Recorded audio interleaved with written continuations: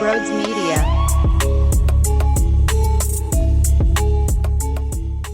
Wow, just incredible. That was gnarly. What the hell was that? I have no idea. Wow. So I'm going to be bouncing around a lot in this show. So much happened. It was chaotic. Before we break it all down, though, if you are new to the channel, hello. We discuss Philly sports every day. So if you are interested, make sure you hit the subscribe button and also smash the thumbs up button as well. We also are on all podcasting platforms. So if you search either Sports Talk with Broads or Broads Media in your podcasting platform search bar, you will find me. Leaving a 5-star rating and a review really helps out tremendously as well. So thank you for all that. Last thing, if you want more Broads Media content, you can join the YouTube memberships for $4.99 a month, and you will get access to Coffee with Broads live streams that occur twice a week. That's 8 times a month. And you also get a link to our 24/7 Discord channel as well with the entire community. You're not going to want to miss it. All the information is down below. Thank you guys so much. I'll shut up. Enjoy the show. Wow.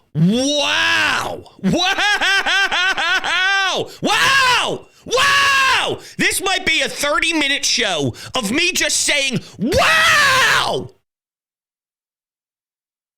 Because I don't know what the hell I just watched. Now, full transparency here. I am emotionally drained. So I truly don't know how much I have left in my gas tank, but I'm going to give you everything I got left. So I'm not sure how high the highs are going to be,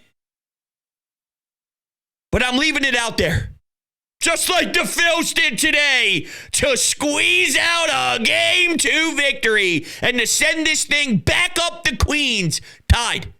It's a huge win, major win. You go down 0-2, this puppy is wrapped up.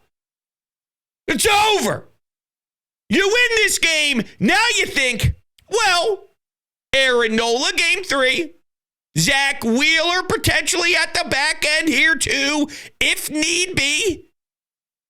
We may have something here. You're set up nicely on paper with some starters. That's how important this victory was.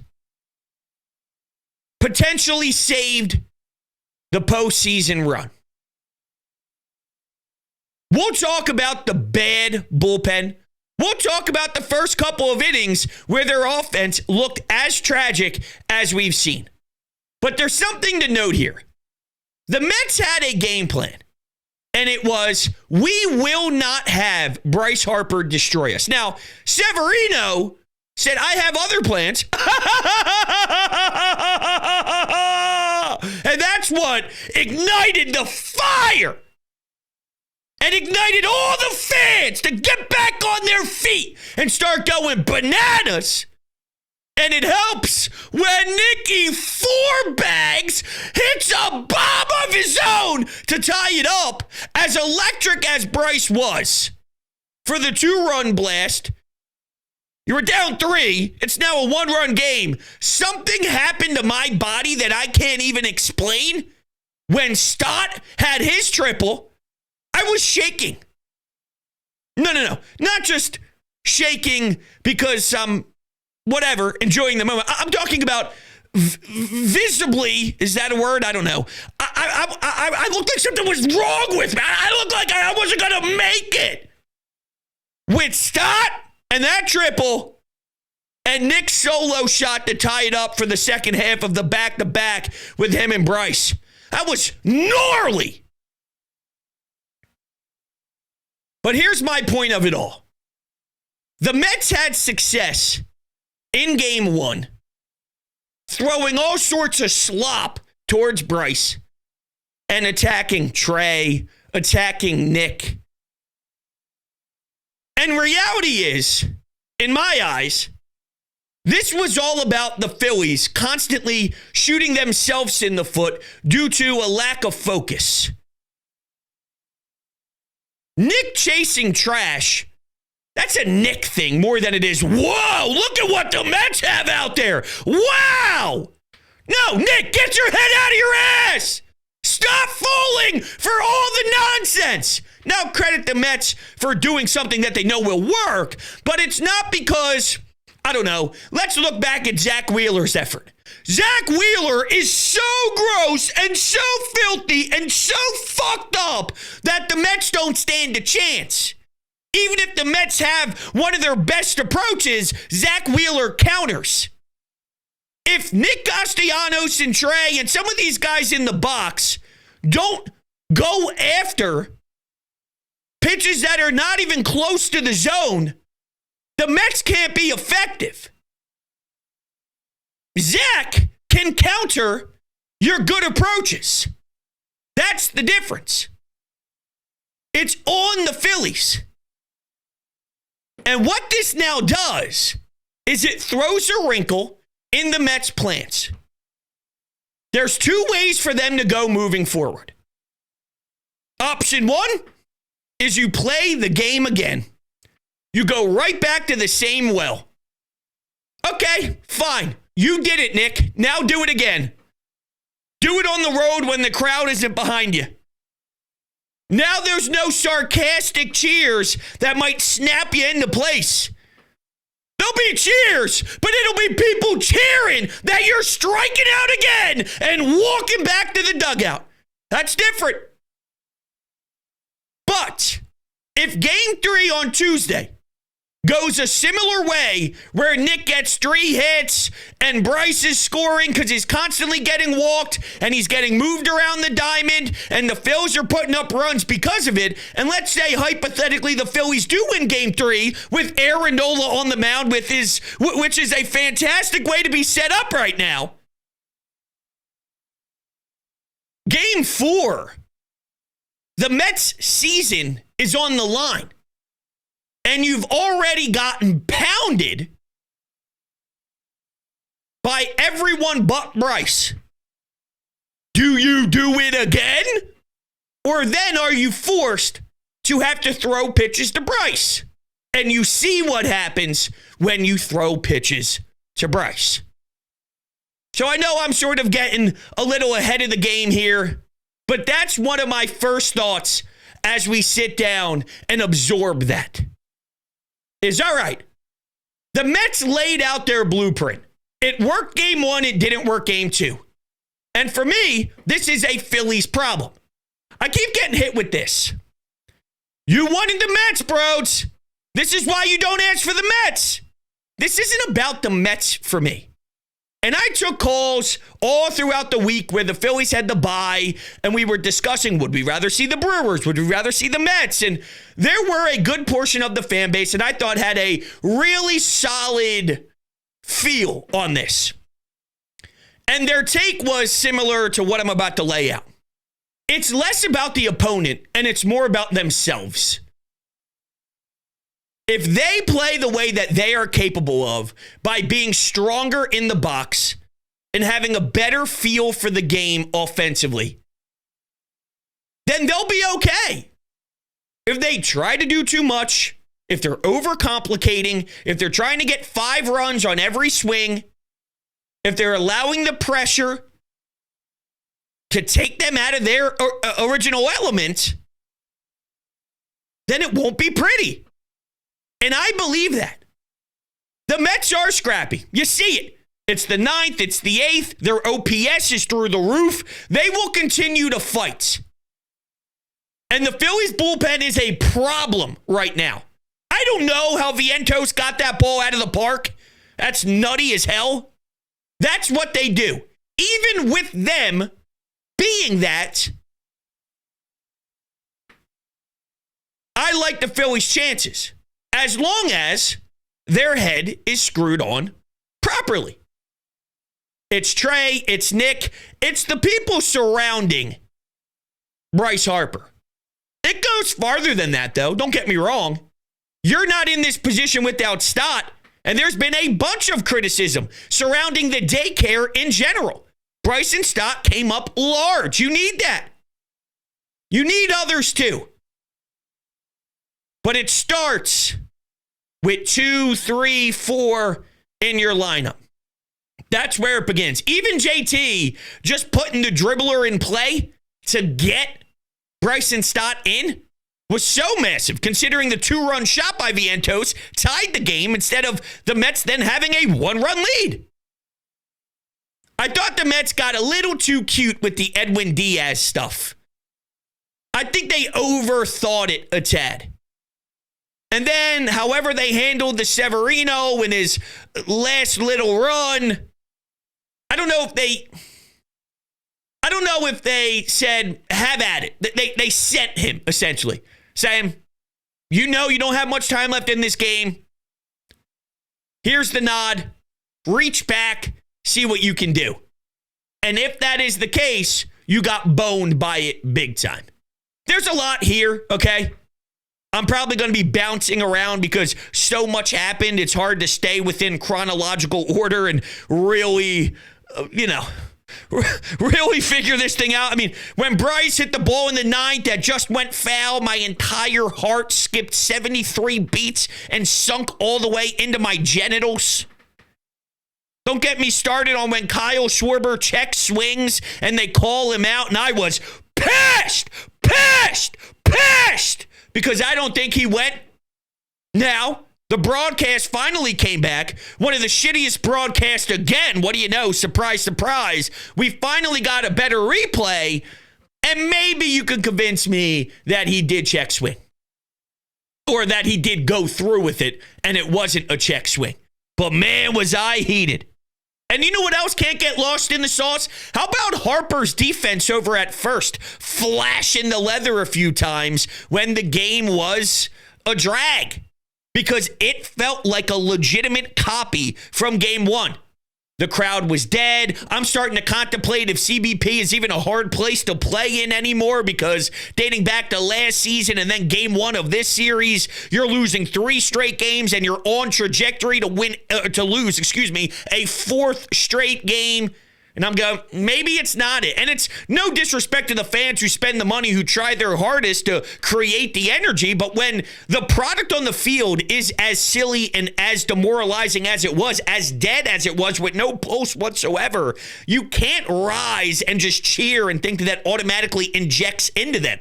The fans' job is to react to what they are giving you. Hence why you boo Nick when it's bad. And when you cheer sarcastically for, you see a pitch that he traditionally swings at, he holds off of it. Woo! Good job! Hey, your job as the ones paying the money is to react. And guess what? Kudos to you. Because I don't think any fan base would have reacted that way. And then I don't think Nick would have had the same outcome in that game if it wasn't for the fans. Truth be told, I really feel that way. He was bothered by it. I'm not making it up. I saw it with my own 2 eyes. He made comments about us. But that's the type of personality he is. Some can handle it, some can't. Someone right now who can't handle it a lick is Alec Bohm. Yo, if I'm Rob Thompson, and I got a list of things to discuss with Rob in general, but if I'm Rob Thompson, Bohm's not touching the field again. I'm sorry. I like the idea of Edmundo Sosa getting the nod and benching Alec Bohm. Bohm did not like it. Apparently he was not satisfied, and he probably shouldn't be satisfied. I like the power move. The last couple of years, the Phillies have stayed true to what got them there, and then eventually they got burned. This postseason, they get a little cute with the Sanchez-Aaron-Nola flip-flop, and they won that game. It got a little dicey, and I'll have more thoughts on that in just a moment. But they did go out of the box and deliver with that decision, and it paid off. They win a game when Bohm gets benched. And, truth be told, I'm okay with giving him a pinch hit spot. This is where my whole mentality changes on Bohm. When you go up there for your first pinch hit attempt and you pop up in a non-competitive at-bat and look that pathetic on the first pitch, you almost spit in the face of Rob Thompson. That was almost Bohm flipping Rob Thompson to double bird for not putting him in the lineup. that was so distasteful, that was so terrible. It was trash. And part of the reason Rob had to do it was because of his mannerisms. He pouts like I did when I was 5 years old. You can't take that to the bigs, dude. Especially now. If you did it early in your career and then you finally settled in and emotionally matured, here I am talking about emotionally maturing. But I'm not getting paid $100 million to play ball. You're a pro athlete. If it continues, guess what happens? You get yanked out of a lineup in a playoff series, which is a huge loss, by the way. You're killing this team. Part of the reason why this team was good all year is because of your right-handed bat protecting Bryce Harper, knocking in runs, and hitting a bunch of doubles. So having to remove that out of the lineup is a big deal from a team sense. And because you can't get locked in emotionally, you're hurting the fellas. And maybe that's the last straw for the organization as a whole when looking ahead at the whole Alec Bohm thing. That's probably a conversation for another day.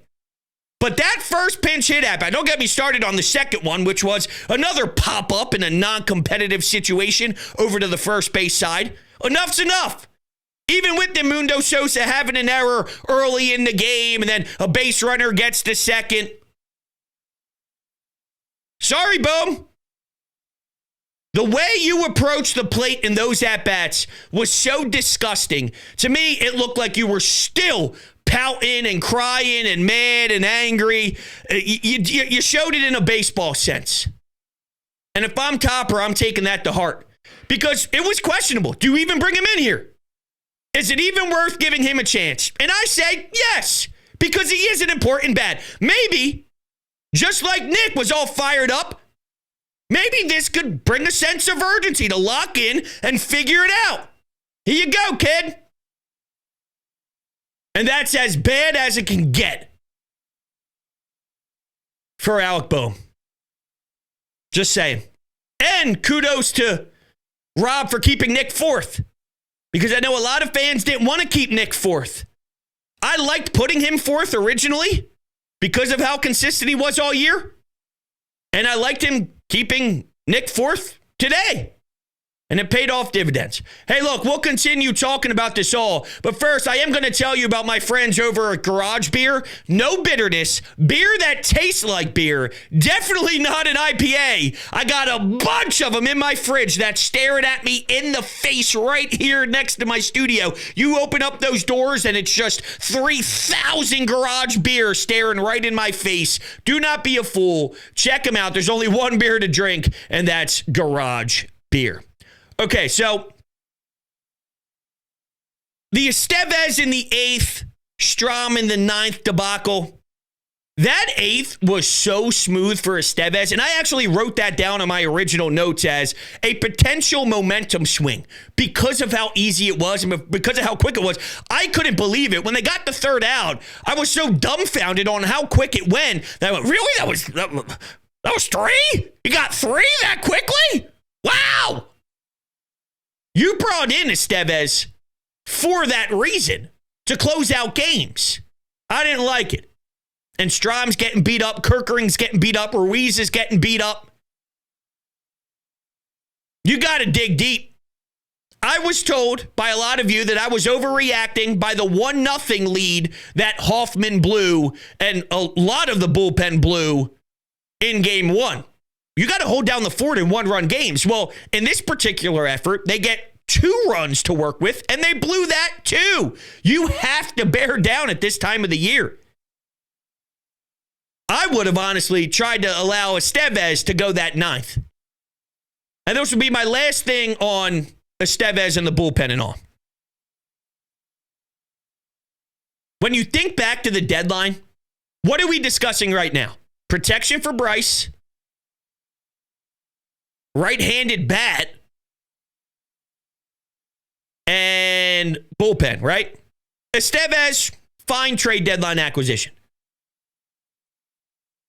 You wanted a middle-of-the-order right-handed bat. That's the storyline for this entire series right now. Is a right-handed middle-of-the-order bat surrounding Bryce Harper. Austin Hayes couldn't even sniff the lineup game one. He had a chance of an at-bat in game two, but that's a deadline acquisition. And Tanner Banks is in the, okay, this game is over role. Just go eat some innings for us because we don't want to burn anyone that's important. That was your deadline from Dave Dombrowski in an all-in type of year. It's extremely disappointing. Probably not the conversation for today, but extremely, extremely disappointing. All right, with that, let's run some phone calls. Holy crap, bros. That might have been one of the best baseball games I've ever had the pleasure to watch. And I'm not going to sit here and tell you I didn't get extremely frustrated throughout that contest just because of how lifeless we seemed in the first half of that game, but that was an instant classic. I don't think anybody's going to argue that. Now that we're not walking into New York at an 0-2 deficit, I'm definitely a lot more confident that this series is possible for us to win. I'm not going to sit here and tell you it's in the bag yet because we got more to prove, but I don't feel like it's over anymore. But I will tell you, walking into New York with a 1-1 instead of an 0-2, that does make me feel a lot better. We still got a lot to prove. I still need to see a lot from this team, and I don't know yet if this team is going to show that to us. I mean, maybe this was just a fluke. I mean, heck, last year something very similar happened with the Braves. They took game two in a nail-biter, and when they walked into Philly, they dropped both games. That could entirely happen to us. But at the end of the day, this game proves that this series isn't over. It doesn't prove we're winning. It's just that it's not over.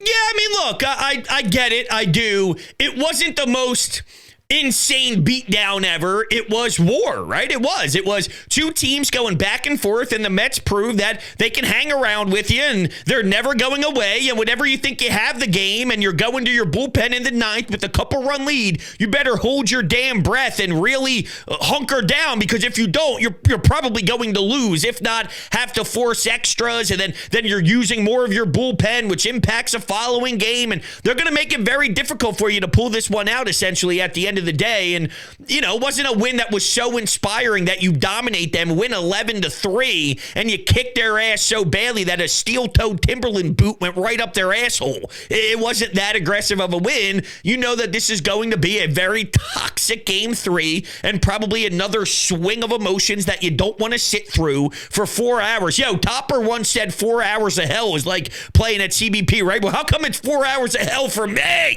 It's not supposed to be 4 hours of hell for me.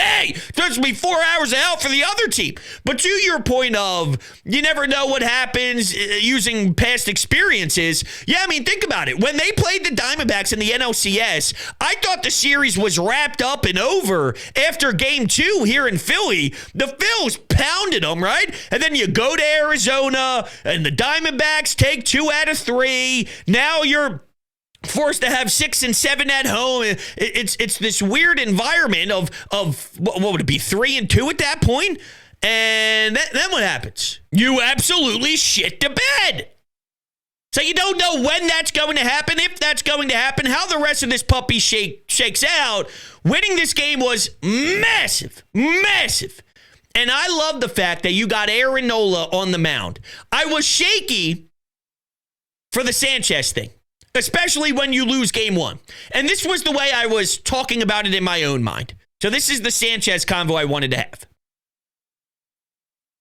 I thought when you're down and in a must-win situation, throwing Sanchez is asking the pitcher not to win you a game, to keep you involved in a game. And that's no disrespect to Sanchez.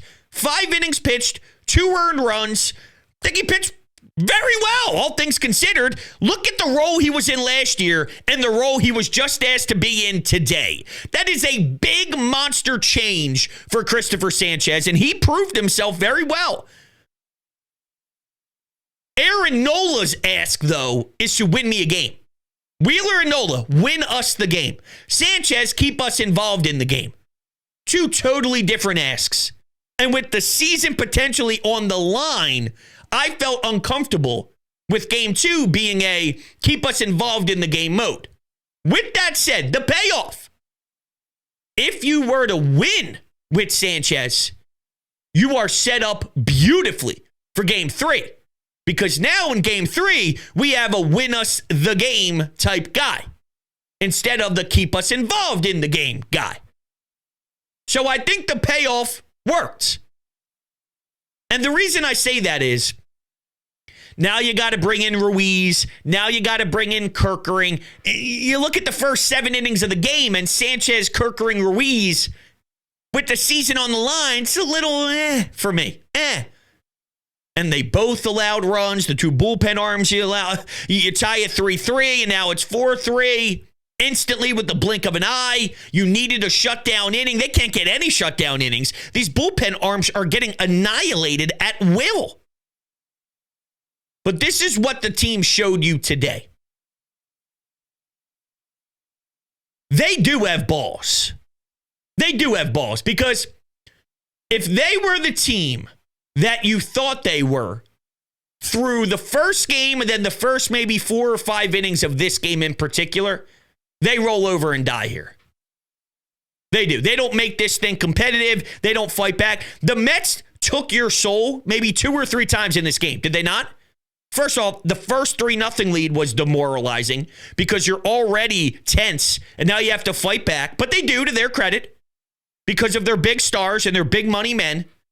You then lose the tie ball game up instantly. You swing back. You get the Stott triple. Then the Mets swing back. And then you swing back in the 9th. It didn't have to bleed into the 10th, bleed into the 11th, bleed into extras, and then somehow you take a big, deep breath and you're so, you're just relieved. No, it was in the 9th. It was instantly, snap of the fingers, we did it. Once again, big star guys delivering in the moment. So they did show you toughness. They're annoying, don't get me wrong, they're frustrating. It sucks they take us down this road. But they do have some balls here. All right? If they just went out into the night with 0, zip, nothing, no pulse, then we'd be having some really difficult conversations. They had a response today, and this was a damn big response. Just internally. I'm not talking about the Mets. I'm not talking about their opponent. I'm not talking about anything other than the Phillies. I study the Phillies. I look into their eyes and think about their DNA, who they are. Because if they maximize who they are, regardless of the competition, we could be World Series champions. There's that much talent on this roster. They got to lock in, though. And maybe a game like that inspires them to do it, especially knowing they're going on the road. It'll be fascinating. Let's go to Zach in Baltimore. Well, bros, it just seems that our good buddy Nick Castellanos hasn't changed. Because he still has the biggest ball sack ever. Hell yeah, baby. I know when Bryce hit that ball foul in the 9th inning, we were all saying, oh, shit, that was our chance. But Nicky says, no. You're going to throw that same shit pitch to me? I'm blasting it down the left field line, game over, baby. And this game was just tough to watch. I mean, the bullpen, Matt Strong, Pete Alonso hitting a home run just makes me sick. But man, somehow, some way they pulled this thing out. And thank God we didn't have to go through trying to see and get 3 outs to win this game, because I don't know if they're capable against the New York Mets lineup. But they got to take this momentum into Queens and shove it up their ass, because it's Phil's in for it, baby. Let's fucking go. All right, listen, I love it. I'm right there with you with the excitement for sure, and I feel way better heading into Queens than I did, let's say, 4 hours ago. This is one of those games where if you're not a fan of either team and you happen to throw on a postseason baseball game late at night and you're just tuning in and watching regularly, man, is that a blast. This game was drunk. This game was high as hell, passing around a blunt. They were rolling up, throwing some keef on it. This thing was rocking, maybe a 7-gram blunt where when your eyes are red as hell and you're thinking, damn, I am stoned. That's what this game was. It was hard, though, being that invested emotionally. I couldn't believe it. My wife even said, I haven't heard you scream like that in quite some time. I was punching the pillows, all happy with Stott's triple. I'm throwing the pillows on the couch, like in excitement, not anger. I didn't really have any of the anger screams. It was more of the, what? Body deflating and collapsing type of stuff whenever the Mets had their answers. But for the Phils, it was straight up screaming. And she goes, how come you always scream, fuck you? That's my thing. Whenever the Phillies do something to the other team, my response is always, fuck you! And she's like, why do you scream that? And I say, well, I'm talking to the other team. That's what I do. Schwarber leadoff bomb, home run, the first game. Fuck you! Why do you scream that? Because I'm talking to the Mets! Fuck you! That's all. It's pretty simple. To your point, though, Zach, of thank God we didn't have to get 3 outs. That's what this thing boiled down to. If this game was in Queens and things were different, where you had the bat first and then the Mets got the bat second.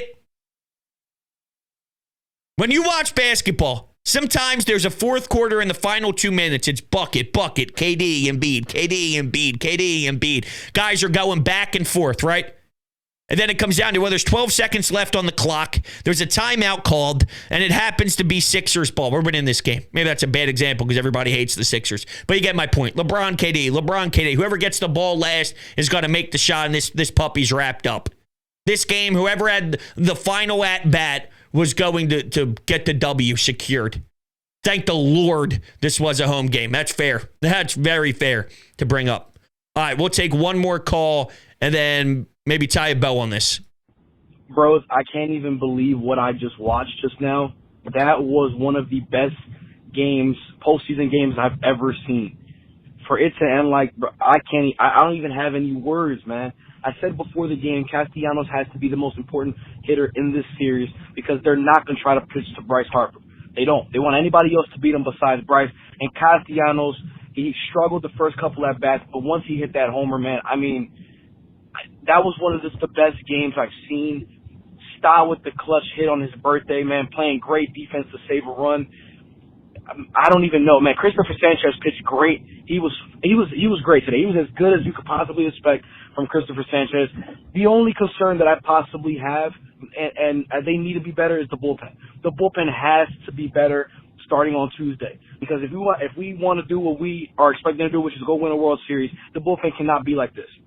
But other than that, man, I hope that this sparks the offense and they come out hot on Tuesday, man. I mean, what a game, man. Go Phils. Go Phils. It is crazy. The contagious offense could be real. Maybe they needed something like this that was so aggressively wild, so crazy. It was so absurd that it shows them, like, when we put this thing together, I don't know, I'm saying feel good. You win this game. It's a big one. It's a big win. It's a highly emotional game that was so extreme. It was so up. It was so down. Maybe there is an effect of this game of a turning point of the series. And maybe we look back at Severino reaching back and challenging Bryce Harper, giving him something to hit there could be what changed the entire layout of this NLDS. I can't rule it out. It could get to the point where the Mets thought they really... Now, I don't think this is the case. Let me be very clear. I don't think this is the case because I think the Mets are strong mentally. So I don't think this will break them. But I'm not ruling it out. This could be a game where they thought they had it so many times and them realizing with us fighting and scrapping as much as we did and we didn't come up with the win, that's crushing. That's crushing. Now, the flip side is, if we keep doing this, we're going to break the Phils.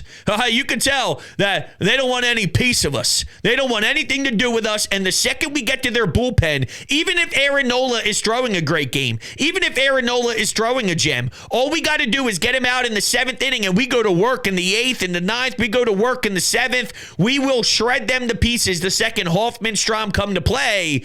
We'll take our numbers and we'll take our percentages and we'll be just fine. We just got to keep attacking it. This is our pace. This is our style. We believe in our style. We'll be okay. Maybe there's something to that. But there is also a sense of we could have left Philadelphia 2-0 with the chance to wrap this thing up with 2 attempts at home in Queens. I don't think that's the case. And then let's look at how the Phillies could potentially feel after this. That felt good, boys. We know what we're capable of. And truth be told, I said this before, and I got mocked a little bit. For as ugly as the ugly is with the offense, you don't get second best in the NL with a bye with their offense not having a benefit of being built this way. When you have as much talent on your team as they do, when they're clicking, they can beat anybody, even a team that's willing to fight back. I don't think many teams handle the haymakers that the Mets sent their way as well as the Phillies did today. With the bullpen blowing up as much as they did. Right after Sanchez, Ruiz, Kerkering, the list goes on and on. Hoffman, Strahm. I'm just naming guys over these first two games, right? You don't take those blows.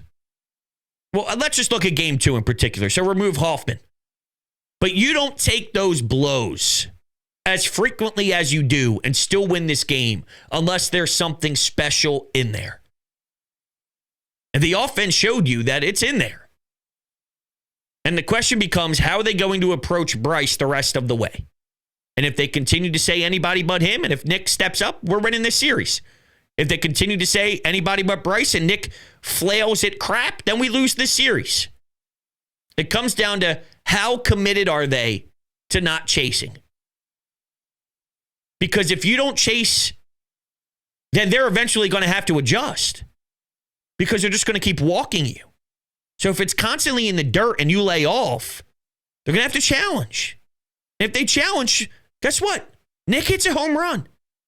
Nick puts one in left field. Bryce sends one to Mars. Stott, 2 strikes. He delivers. That's what happens when you don't chase. Don't chase. And that's from a within view. That's on the Phillies. That's on the Phillies. You control this. You control it. You hear me? All right. All right, that's going to wrap things up here. We have an off day, obviously, on Monday. I'd imagine we reconvene at some point here and we reassess after we get a little bit more time to soak this all in, because this was a wild one for sure. Thank you guys all so much for kicking it with me. I appreciate it. I'll talk to you all on the next one.